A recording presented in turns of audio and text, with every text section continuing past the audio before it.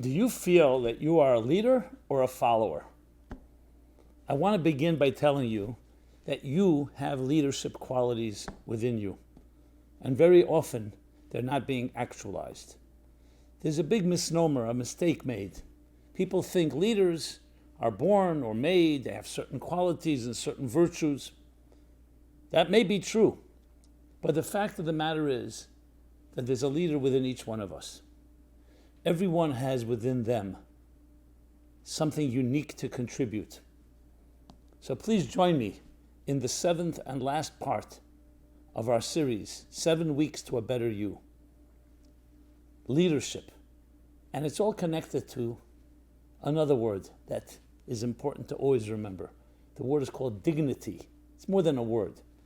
It's the feeling of dignity, of nobility, that you are unique, that you have something to contribute somewhere in this world, where your corner of the world, where you can and must illuminate and warm and contribute in ways that nobody else can.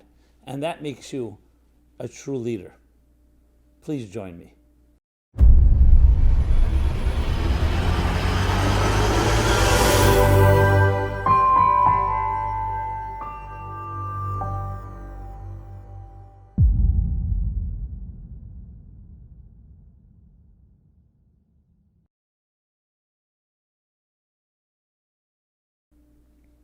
Hi, Simon Jacobson here, and this is the 7th and last part of our series, 7 Weeks to a Better You, Leadership.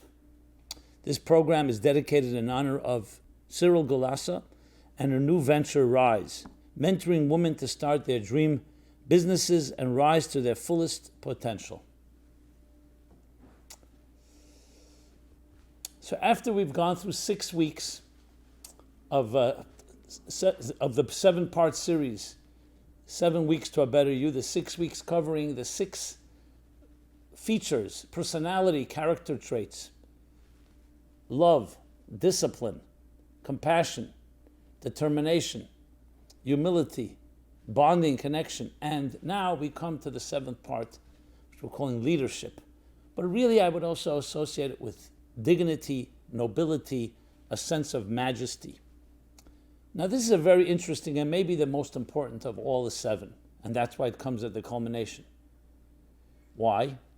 Because a person could have love in their lives, they could have discipline, they could have all the others, compassion, I'll repeat them again, determination, humility and bonding, connection. Those are excellent. Without that, you cannot be a complete person.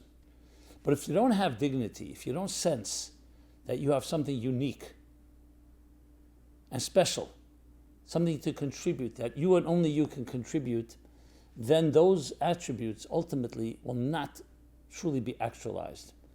Because you won't have that confidence, that element of sensing that, why am I doing it all? So let's talk about this. Now the word leadership is a very interesting word. I would even say a confusing word.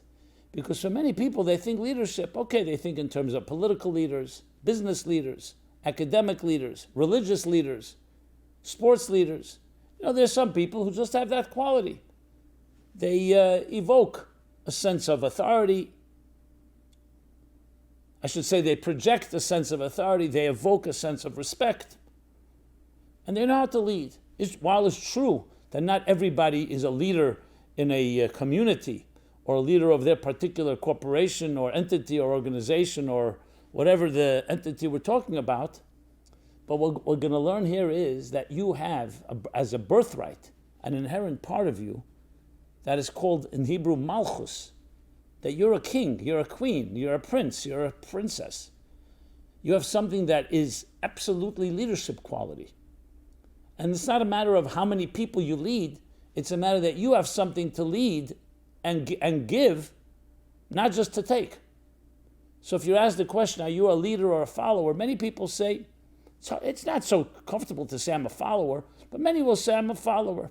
Someone else leads the way, I'll go along. But in truth is there's something that you have to lead in that is only you can lead and no one else can. And I would say always, but especially in our generation, often that part of us has been concealed, I would say even beat up and undermined. Because when you grow up in a home or an environment or a society that decides to project upon you, I would say even impose upon you, their own standards and not let you be yourself and spread your own wings, then what happens is you become, some call it becoming a pleaser, a conformist, trying to make others happy, to fill other people's expectations, and never really discovering your own voice. So in many ways, this is all about discovering your own personal voice. So let's talk about this. There are no two people on this earth that look alike. Even identical twins are not exactly alike. That's even looks. In personality, there are no two personalities that are alike. And there's a reason for that. It's not just a physical thing, it's also a mission-oriented thing. If you, for example, wanted to build a magnificent mansion, or any other project, a film, a business, and you need a team, you need many different people, so what do? You seek out and you recruit different talents. You're not going to recruit two people to do the same job. You may recruit a team to do the job, but you don't want them overlapping. Well, overlapping may not be the right word. You don't want them to replace each other. You may need someone managing. You may need someone who's more experienced. Bottom line is, every piece of the puzzle has to be accounted for. And you don't want two of the same, because what they'll do is they'll just have conflict. So everyone has their role. The wisdom, the genius of management is understanding that each person has a unique role and how they each complement each other. And our best example is always nature. General nature and even our very human body. What's a healthy body look like? It has hundreds, thousands of parts, millions, billions, trillions of cells, but each one is playing its role. So on one hand, there's a tremendous multitude of diversity. On the other hand, there's a complementation, a coordination, not just accommodation, an interconnectivity. That's fascinating. And the same thing in the larger nature, the larger world. And that's the beauty of it all. It's a harmony within diversity, as we've discussed in week 3. That each thing has its unique role, and it has to play that role. It cannot be replaced by another, and at the same time, that paradoxically allows it to work with all the others. Look at an orchestra. Producing a beautiful symphony with a conductor, different instruments, different musicians, each one playing at their particular place, but together it creates that beautiful harmony. And the same as anything that is a healthy organism, a healthy ecosystem, healthy system in any form, that's always going to be the feature. Different parts, but each one necessary. That's the critical point, each one necessary. They say that when Mozart presented one of his concertos to the Archduke of Austria, so the Archduke, who thought he was a musical connoisseur, says to Mozart, beautiful, but far too many notes. Far too many notes. And Mozart purportedly responded, yes, Your Majesty, but not one more than necessary. An architect builds a magnificent mansion, a magnificent palace. And then others come and say, hey, you know what, this room, unnecessary. Maybe we change this, we change that. That's someone who doesn't understand the complex and the nuances of the puzzle, of the jigsaw puzzle. And the same is true in life. But let's take it back to each one of us. This is something that is not really taught us, because so much of our systems are built on conformity that in many ways our uniqueness is beat out of us. Think of school. School, generally speaking, unless you have a private tutor who really appreciates your unique self and sensitivity, you're in a classroom with 20 students, 30 students. Now people are talking to make smaller classrooms, which provides a better education. And I taught classes, and I know the fact of the matter is you can't put all the time in each individual, so you have to create certain general principles where everybody follows. So in general, that's not bad. It's important for people to also be part of a team, feel they're part of a group. But often what's compromised is the individuality. So very often teachers or education systems will say this. Every class has the top of the class, let's say the top 5%, the smartest, most creative. You have the lowest 5%, and then you have the middle average. And the focus is usually on that middle ground. That's why excellent students or poor students often fall out of the system, or don't feel catered to, or get bored, or feel frustrated. So it's just a fact. I'm not coming to comment now what we should do about it and so on. Even at home, today, especially with two working parents, many children growing up don't have that attention that they need to help cultivate their individuality. And then when parents say, oh, I want my child to be a doctor, a lawyer, or anything, a career, and the child happens to be a very creative child that's not looking to become something in the physical sciences, but someone far more artistic, what happens? There's going to be a clash. Very often parents will not allow or even be impediment to a child spreading its wings and singing its own song. And it's not always malicious. So parents can mean well, and parents think they know what's best. So how much of our individuality has been somewhat suffocated in our lives? And this can go down to even areas, let's say a child is a voracious reader. And parents, whatever, they don't want the child to be reading so much, or other things like that. The list goes on. So what very often happens is as we grow older, parental pressure, school pressure, peer pressure, social pressure, all together accumulate to one heavy pressure, not allowing you to discover the leader, the malchus, the dignity within you. When a mother looks at her newborn child, cradling the child to her chest, and stares at the child, and the child stares back, that's dignity. The mother is conveying to the child, with words or with no words, I love you unconditionally. No matter what happens in life, know that you're special, and I am here for you to help you become yourself. That's the message that cultivates and nourishes the seventh attribute that we're discussing. So leadership is an outgrowth of that. I was even thinking, should we title it leadership? Should we title it dignity, nobility? Leadership is an outgrowth, which is not just being a leader in a technical sense. It means that you feel that you have something to lead, to guide, to direct. But what's also interesting here, that it also turns over on its head, the whole concept. Many people see leaders as being the most ambitious, maybe sometimes even the most arrogant. The ones that don't take no for an answer. They are relentless. Leadership has another most important quality, healthy leadership, and that is humility. So this brings us back to this seventh attribute, which in Hebrew is called malchus, has the power of humility.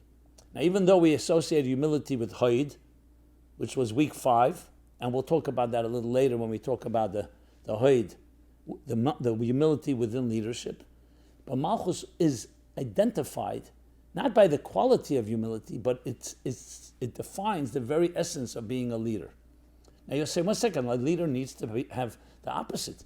If you're too humble, you're not going to lead. And yet we find that Moses, the greatest leader of them all, and the first leader of them all, the humblest man that walked on earth, that's what the Bible says. So let's explain what that means. So the Zohar, the classic mystical text called the Zohar, uses an expression on the moon, and the moon associates with this quality of malchus, of leadership, nobility, dignity, as we'll see in a moment. That the moon does not have anything of its own. Simply means it doesn't have any light of its own. The moon is reflecting the sun. Not like a mirror, that's why it doesn't look like the sun, but the moon is essentially, has no light of its own, and it reflects the sun. And when the angle is the right way, we see a full moon would be the 15th day of the Hebrew month would be when the angles are set like a right angle. So the sun is here, the moon is here, the earth is here. And the different phases the moon goes through is basically the angles and the direction that it is reflecting the sun to earth. Now the moon is always a full moon. when it's directed to the sun. The question is whether we on earth see it that way. But that's a side point. So what does that mean in psychologically speaking? It means that when you empty yourself and you are a receptor, a receptacle, a receptor absorbing something greater than you are, a light that's beyond you, that is essentially Malchus. So true leadership is not about how much power you have and how much influence you have. That's an outgrowth of the fact that you are in a place where you are the people you're leading or the people you're guiding, you're absorbing them. What does that mean? You're not absorbing their needs. It's like they say, people don't care how much you know until they know how much you care. You care about them. It's sensitivity. So ego and arrogance goes against that. Now, the fact that there are leaders, whether they're war leaders or political leaders or other leaders that are not that way, are far from humble, so that will only tell you they may be efficient leaders, but they're not true leaders. What we're talking about is discovering that unique side within you and within others. So ultimately, why would somebody listen to another person? Why would someone listen to a leader? Either out of fear, or out of desperation, or out of just laziness.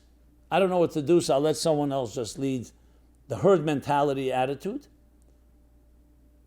Or, and that's the ultimate, because you love the leader, because the leader you see is not in it for themselves. They're in it for the cause. They're dedicated to a cause greater than themselves and dedicated to you, I don't want to say the follower, to the people that they lead. So interestingly, as you move away from your own self-worship and egocentricity, you actually reveal that unique part of yourself. You would think a unique part of yourself would make you more arrogant or more self-consumed. No. Discovering the unique part of yourself is not a contradiction, because the unique part of you, like I said earlier, is actually interconnects and interacts with everyone else. People who are very secure and comfortable in their own skin, the ones that coexist best with others. So going back to the analogy of nature or the human body or the orchestra, you know your music, you know your song, you know your instrument, you play it well. That doesn't make you more difficult to work with the others. On the contrary, if you didn't know who you are, then you start going to an identity crisis. Maybe that person's stepping on my toes, on my turf. Maybe they're taking away my opportunity. But when you know what you are good at, it actually creates a humility. And the other way around as well. When you're humble and discover yourself, then you know how to work with others, and it creates that harmony. That is true leadership. So leadership is far more broader and far deeper than we usually think of it. And when you're able to access and develop that part of yourself, then you are going to lead. People will look at you and they will learn from you. Now, does that mean you'll be a leader of a country, of a nation, of a company? Maybe, maybe not. There's other qualities necessary for man. Not everyone's a good manager. Not everyone's a good administrator. Not everyone's a good strategist. But what it will do is it will create that you have a unique light, a unique song, a unique voice to contribute to this world. In different terms, it's discovering your mission. So you see, when you look at the first 6 attributes, they all are critical. But what they're lacking is, toward what end? Where's love going toward? Discipline, compassion, drive, determination, humility, bonding, connection. And the answer is it's to fulfill the mission. So in Kabbalistic and mystical and Hasidic language, the six earlier emotions or attributes or virtues, character traits, all funnel into the 7th one, into the moon. And this level of dignity arises and emerges. The dignity that you matter now and forever, that you have something indispensable to contribute. Not one thing, many things. But for that, you have to discover that part of yourself. So in very simple terms, if you're not feeling that way, that means your malchus, this 7th feature, is not fully developed. So in your journal or in your notes or however you're documenting this, ask yourself, where do you stand? How valuable do you think you are? Some people will say, I think I'm nobody. 1 grain of sand on a beach, 1 speck of humanity amongst 8 billion people, who cares? I'm negligible. And especially if you've been trained to think that we're just biological accidents, what difference does it make? Yeah, there are a few people in my life that care about me, my people who love me, my family, my co-workers, people that value me some way. But in the big scheme of things, like I often ask, and I've many times in my programs and classes, do you think you really matter? And I don't just mean arbitrary matter, that you matter to a few people, like I said before, circumstantial. Many people say, do I matter? They smile, yeah, of course. But let me rephrase the question to drive the point home. If you were never born, would it make a difference to anybody? On a cosmic level, do you matter? Not once you're here, you justify your existence. Oh, that's a bigger question. And many people say, no, I don't know if on that level I really matter. So I'm here to tell you that's absolutely and unequivocally wrong.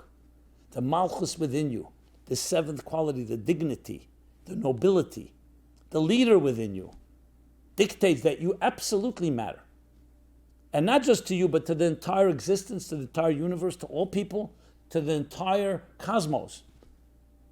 Because like I said before, if your musical note is not played, your instrument is not played, everybody is compromised. And as well as you need everyone else as well. So this seventh state the question is, how much do you feel that you matter? And how much are you accessing and actualizing that part of you that's unique? And if the answer is 0, from 1 to 10, 0 or 1 or 2, that's what we need to cultivate. And that's the focus of this week. To cultivate that sense of self, of confidence. But not in an arrogant way, the exact opposite. A sense of service, a sense of purpose, a dedication to something greater than you are. And that's what lifts you up. Arrogance is like sugarcoating. For the moment, they make you feel, oh, I'm special. We're talking about a true specialness, a quiet dignity that does not have to step on anyone, that doesn't have to even loudly go out and scream on the rooftops, hey, I matter. It's just a deeper inner sense, and you see it in people. There's a certain calm. I mentioned before, being comfortable in your own skin, a certain sense of serenity, but there's a firmness in it. And you feel I can contribute. But again, it's not in a way I'm coming to you and say, hey, you know something, I have something to contribute to you. It comes through osmosis. It comes through just being yourself. Be yourself. So in essence, what it really means is that you're committing to something greater than you are. That's what makes you special. Why do you think you're really unique? Not because you are unique, because you were put here with a reason. Like I mentioned with the architect and the building, or Mozart and the compositions. Every note is necessary. You are necessary. You're a piece that is absolutely necessary. And when you submit to that, I would even say surrender to that in a good way, that fills you up with that sense of purpose. When we say in the morning, and this is a great exercise for this week, for all the time, but especially this week, in the morning, the meditation I often point out, Moda Ani, I acknowledge and thank you for returning my soul to me, for renewing my contract, for making me indispensable, for giving me my mission, my calling. This is acknowledging the malchus, the dignity, the nobility, the leader within you. And this in turn empowers you and your unique soul to shine, to illuminate. It's a responsibility as well as a gift. So gauge, ask yourself, where do I stand in this regard? From 1 to 10, from 0 to 10. And then work on it. And how do you work on it? First of all, surround yourself with people that support. Ask friends, ask people that care about you. Find a mentor. What are my strengths? Where could I work on? What can I contribute? Don't be afraid to ask that question. Secondly, act. You don't have to have it all fully developed. Do something today, every day. But start today. That contributes. Not just what you're taking, not just how you're following others, not just how you're reacting to someone else, but being proactive. Take initiative. That's what dignified, noble princes and princesses do. That's leadership. It takes initiative. You don't wait. Oh, when someone does something, then I'll react. No, you take initiative. On a small level. It could be reaching out to someone who may need a kind word. It may be giving some charity. Anything that's giving, that's transmitting, is part of this process. And dignity breeds dignity. When you behave in a dignified way, it will bring more dignified acts. So there's doing it behaviorally through actions. There's also doing it working on yourself and just coming to discover that I really matter. I have something to contribute. Now, it's not so easy, especially if you've been beat up in life. If there are disappointments, if you've been told time and again that you're worthless, even if the words weren't said, but you feel that way. Many people just don't feel that they have value. They don't feel anyone cares. They don't feel they deserve love. They don't deserve happiness. So that needs to be worked on. But identify it, because awareness of a problem is half the cure. So this is the first and most important steps necessary in cultivating and developing the nobility, the dignity, the leader within you. And it's fascinating work and enriching work. But to be complete, it needs the other 6 as well. And that's why it's preceded by the 6. So there's the 7 within each 7. So now let's go over the 7 attributes within Malchus, within dignity, within leadership, within nobility. So the first begins with love, the love within. Now, as I said before, when you're loved by parents, by others, love cultivates, engenders, nourishes, nurtures the dignity within you, the leadership within you. So love is a critical component, the love within leadership. Both the love you receive, but then there's another side, the love that is included in your dignity, that you become a more loving person. So there's a requirement when a person is leading others, and again, I don't mean necessarily the leader of the biggest leader, I mean in any small way. It's not just a technical thing. There's a feeling of love to the people that you are guiding, or the people that you're teaching, or the people that you're educating. There's an expression, who is the wise person? One who learns from every person. In the Pirkei Avot, in the Ethics of the Fathers. Which means every person has something to learn and every person has something to teach. So when you are giving off, exuding a living example, it's done with love. So it's both the love that shapes the leadership and the dignity, and is the love within it that's part of making you a healthy leader that also loves those that you're leading, or those that... And that's part of dignity. A dignified person is not just a dignified person in an isolated way. You'll see there's a kindness, a giving aspect to them. Then there's the discipline. The discipline leader is very clear, because when you're going to have dignity, or you're going to in any way guide or lead others, it has to be with a plan, with a structure, with discretion. In some areas, you need to give space to others, and there have to be boundaries. There's also, in the building of leadership, there's discipline. So even though it's cultivated and nurtured through validation and other things parents, educators, and society should be doing for us, but there's also discipline, there's also boundaries. It's not like just spoiling somebody and that's how they become dignified. No, part of dignity is also knowing that there are guidelines. So that's the second, the discipline within dignity.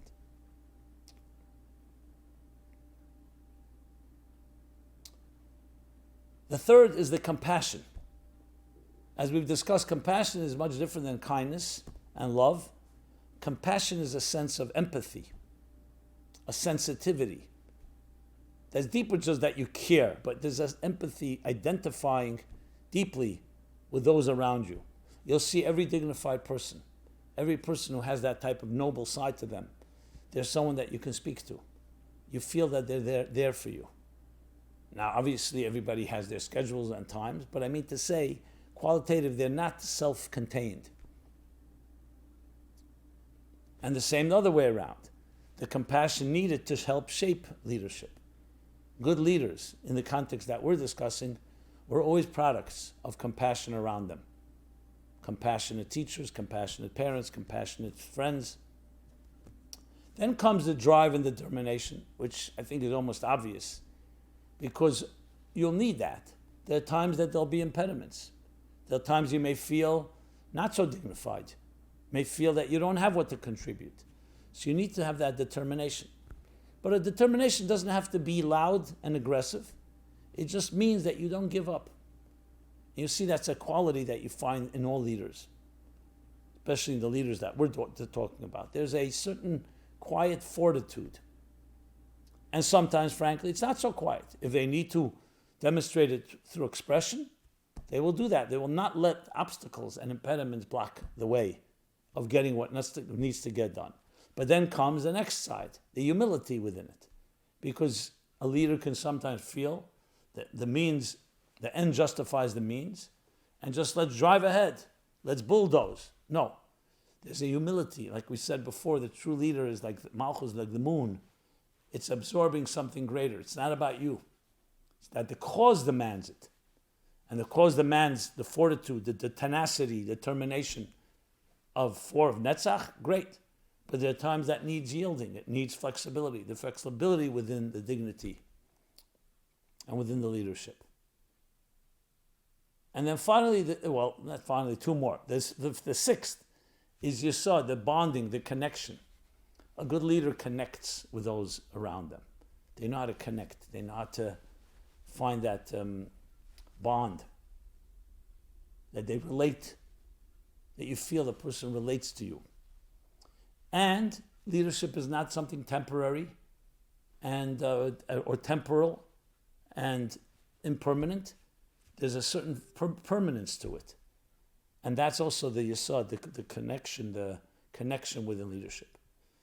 The other way around as well, connection leads to it. When a person has the proper bonding from early age and throughout life, it also feels, a leader, it says a king is not a king without a nation.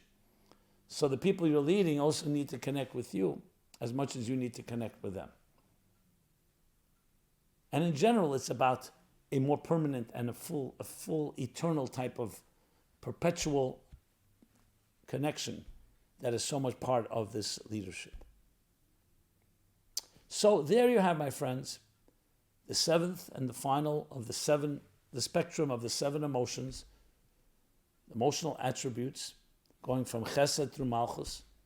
Again, love, discipline, compassion, tenacity, determination, humility, connection, bonding, and finally dignity, leadership, nobility.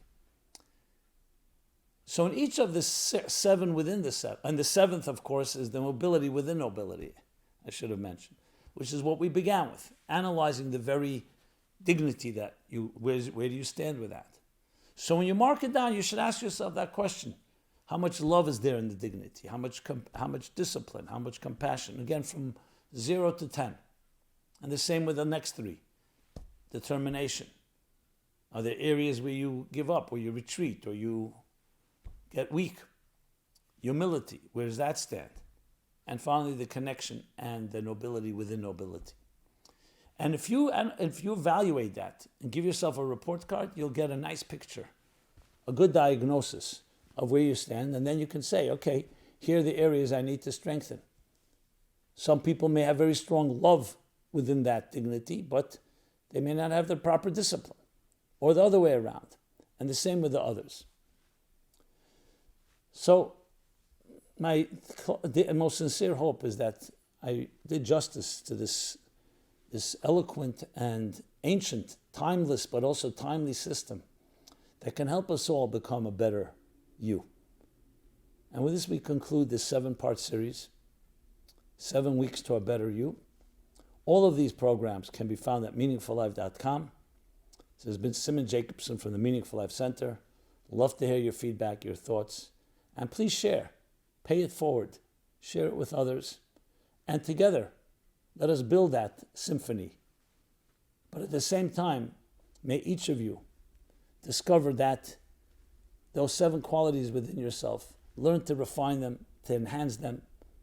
Learn to harness them to become the best you can possibly be. Be well and be blessed. Thank you.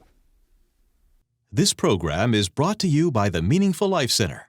Please help us continue our programs. Make even a small contribution at meaningfullife.com/donate.